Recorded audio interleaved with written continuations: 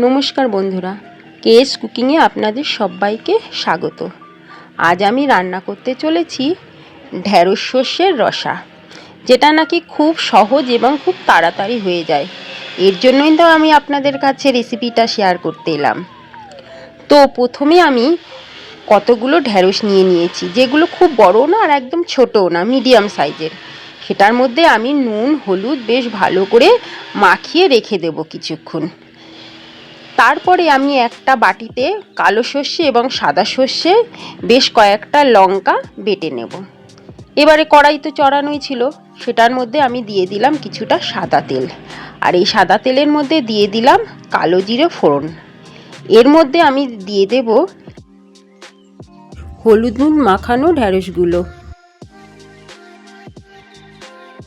এগুলোকে দিয়ে আমি বেশ ভালো করে হাই ফ্লেমে ভাজবো।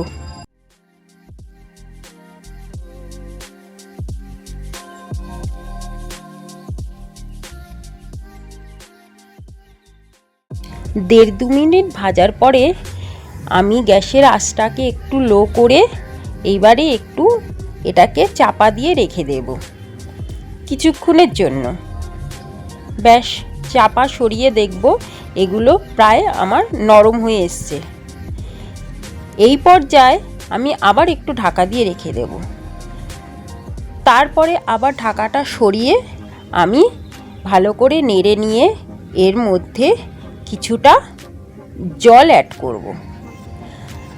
এখানে আমি এক বাটি দেড় বাটি জল ইউজ করেছি, কারণ এটা আমি রসা বলেছি, একটু রসা রসা হবে, ওর জন্য বেশি জলের আর প্রয়োজন নেই।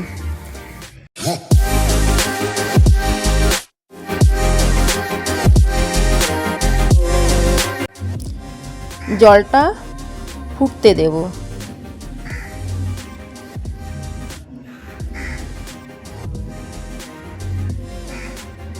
জলটা বেশ ভালো করে ফুটে গেছে। এর মধ্যে আমি দিলাম সর্ষে আর কাঁচা লঙ্কা বাটাটা। এটাকে দিয়ে ভালো করে নাড়িয়ে চাড়িয়ে আমি এবারে এর মধ্যে দিয়ে দেব কিছুটা সর্ষের তেল। আমি এর মধ্যে কিন্তু এক্সট্রা আর নুন হলুদ ব্যবহার করিনি, একবারই ঢ্যাঁড়সের মধ্যে যা মাখিয়ে নিয়েছিলাম সেটাই। আর স্বাদের জন্য দিয়ে দিলাম সামান্য চিনি। নিরামিষ করেছি বলে এর মধ্যে রসুন দিইনি, আপনারা কিন্তু সর্ষে আর কাঁচা লঙ্কার মধ্যে দুকোয়া রসুনও দিতে পারেন। ব্যাস, আপনাদের সাথে কথা বলতে বলতে এটা ভালো করে ফুটে গেল। এইবারে আমি কিছুক্ষণের জন্য ঢাকা দিয়ে রেখে দেব। কিছুক্ষণ পরে ঢাকাটা সরিয়ে আমি আবার একটু নাড়াচাড়া করে নিলাম। প্রায় আমার রান্নাটা শেষ হয়ে গেছে। যেহেতু আরেকটু শুকোবে, তার জন্য আমি আবার চাপা দিয়ে রেখে দিয়েছিলাম। তারপরে চাপাটা সরালাম, দেখুন আমার একদম গায়ে গায়ে হয়ে গেছে, যেটাকে বলেছিলাম রসা রসা মতন হয়ে গেছে। ব্যাস, এবার আমি গ্যাসটাকে অফ করে ঢাকা দিয়ে রেখে দেব পরিবেশন করার জন্য। ব্যাস, রেডি। আপনাদের যদি এই রেসিপিটা ভালো লেগে থাকে তাহলে লাইক কমেন্ট এবং শেয়ার অবশ্যই করবেন। আর হ্যাঁ, একবার কিন্তু বানাবেন। টাটা।